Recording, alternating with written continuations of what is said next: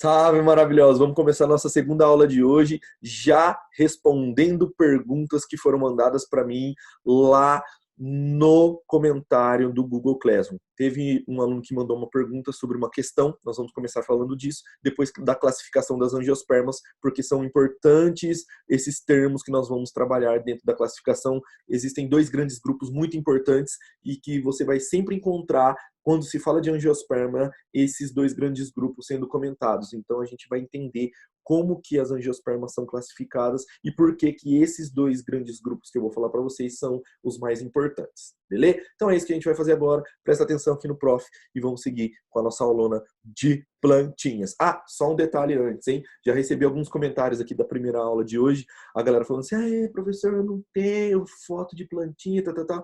Caramba, gente. O prof ainda falou, seja criativo, tira uma foto de você estudando, pega uma foto de uma planta e tira.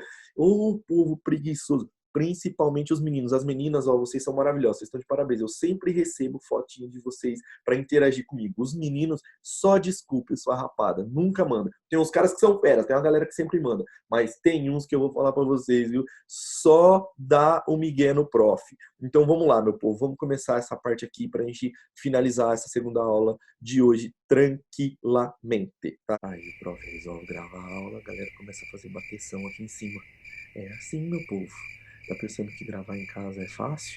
Vamos que vamos, né? É isso aí. Vamos lá, continuar o nosso trabalho. Então, ó, não liga pro barulho não. O prof vai tentar meter uma musiquinha de fundo para dar uma aliviada, tá bom? Vamos lá. Falando então da classificação das plantas, das angiospermas agora, antes resolvendo um exercício, tá? Então vamos fazer uma atividade lá da unidade 2 da apostila, que é essa unidade que a gente está fazendo agora, que a gente está trabalhando agora, que era esse exercício aqui, ó, o exercício 5. Ele fala assim, ó, nas plantas superiores, gimnospermas e angiospermas, a fase gametofítica é bastante reduzida, ou seja, falando da redução do gametófito. O gametófito vira uma estrutura dentro da planta. E desenvolve-se no interior do próprio esporângio, ou seja, se desenvolve dentro da estrutura que deveria formar o esporo, liberar esse esporo para o ambiente e daí se formar o gametófito, mas não, você tem o esporo em gimnospermas e angiospermas, ele não é liberado para o ambiente, ele fica retido no esporângio e lá esse esporo, que seria lá o micrósporo e o megásporo, vão dar origem às estruturas reprodutoras masculinas e femininas dentro da planta, tá? E aí ele fala assim, ó, os gametófitos, masculino e feminino nessas plantas correspondem respectivamente ao, porque aí a gente fica perdido. Então, quem que é o gametófito? Quem que é a estrutura dentro das gimnospermas e das angiospermas que vão formar os gametas? Então, pensa comigo aqui. A estrutura que vai carregar, que tem o gameta dentro dela, dentro da planta, se você for observar na parte masculina, é o grão de pólen? E é o óvulo na feminina, se eu não tivesse estruturas ainda mais restritas como alternativas aqui. Então, olha só, quando você pensar em gametófito masculino, em gimnosperma e angiosperma, o gametófito masculino é sempre considerado o tubo polínico, porque é ele que contém os gametas masculinos. Os gametas masculinos, eles só se formam dentro do tubo polínico. Lá no grão de pólen ainda não é gameta masculino, é aquela célula generativa. Então, por isso que o gametófito masculino é o tubo polínico e não o grão de pólen. Sacou agora? Então, pega essa dica do prof, tá? Quando você tiver a dúvida se é grão de pólen ou tubo polínico, lembra disso. No grão de pólen, você ainda não tem o gameta masculino. Então, quem forma o gameta masculino é o tubo polínico, é lá dentro do tubo polínico, não é o tubo polínico. É que dentro ali você tem aquela célula generativa que vai dar origem ao gameta masculino, tá bom? E no gametófito feminino, professor, o gametófito feminino, ele vai formar aquele óvulo maduro, o óvulo maduro que contém a oosfera, que tem o gameta. É o óvulo maduro que tem o gameta feminino, que é a oosfera. Então, essa oosfera é formado pelo óvulo maduro. Professor, e o óvulo maduro, ele é chamado assim, óvulo maduro? Então, guarda essa dica. O óvulo maduro, para se diferenciar daquele óvulo imaturo ainda, ele é chamado de saco embrionário, como a gente acabou de ver nas angiospermas, certo? Então, o gametófito feminino é o saco embrionário. Beleza? Então, nessa questão, a resposta correta é a alternativa C de Cristo. C de vamos acabar logo essa aula. porcaria. Ai, ai. Então, beleza, meu povo? Entenderam essa? Então, nessa questão, a alternativa correta é a letra C de Cristo, tá? Vamos falar agora rapidamente da classificação das angiospermas. Então, as angiospermas, elas eram agrupadas antigamente em dois grupos, tá? Que são esses dois grandes grupos que vão permanecer, mas que sofreu pequenas modificações aqui. Elas eram classificadas em monocotiledôneas, que eram aquelas que tinham sementes com apenas um cotilédone, e dicotiledôneas, que eram aquelas que tinham as suas sementes com dois cotilédones. Professor, o que são cotilédones? São folhas modificadas dentro da semente, dentro do embrião, que tem como função armazenar tecido nutritivo. Lembra daquele endosperma? Então, o endosperma, que é o tecido nutritivo do embrião, ele é transferido para dentro do cotilédone, tá bom? Então, existem plantas que têm semente que só tem um cotilédone e plantas que têm sementes com dois cotilédones, e elas eram classificadas dessa maneira.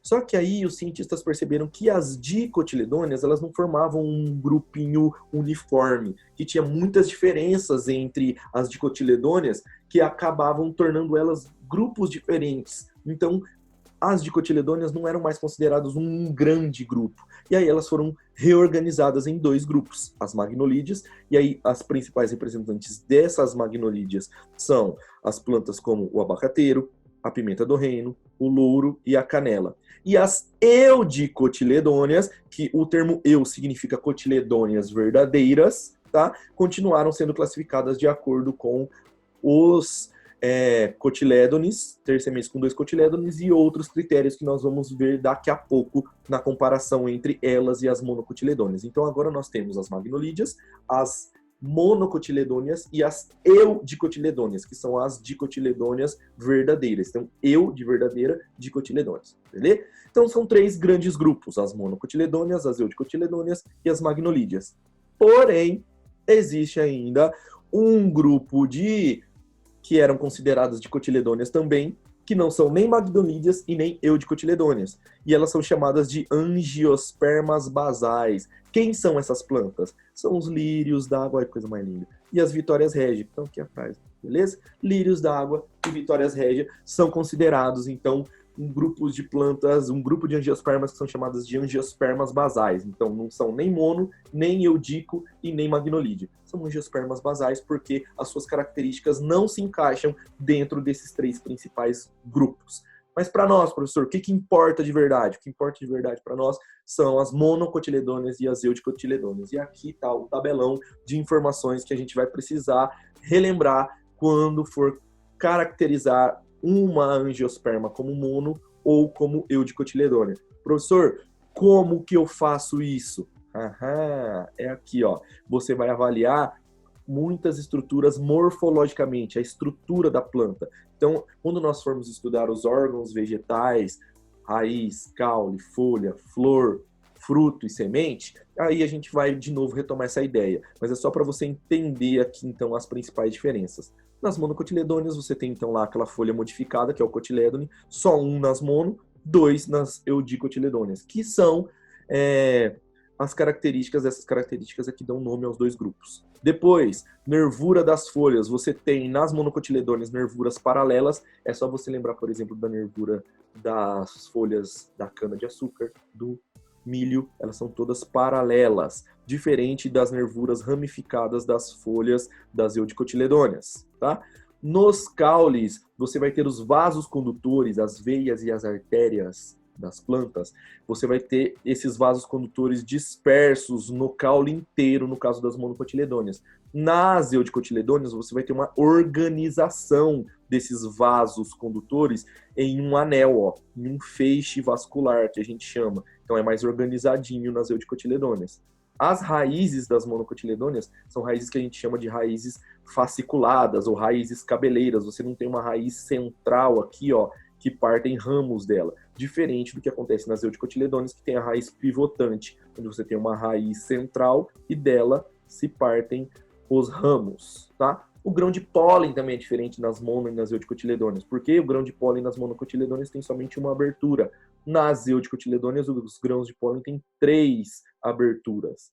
Depois você tem, por fim, aí a diferença nas flores, na quantidade de peças florais. Você tem geralmente nas monocotiledôneas múltiplos de 3, 3 ou múltiplos de 3 nas peças florais, pétalas, sépalas.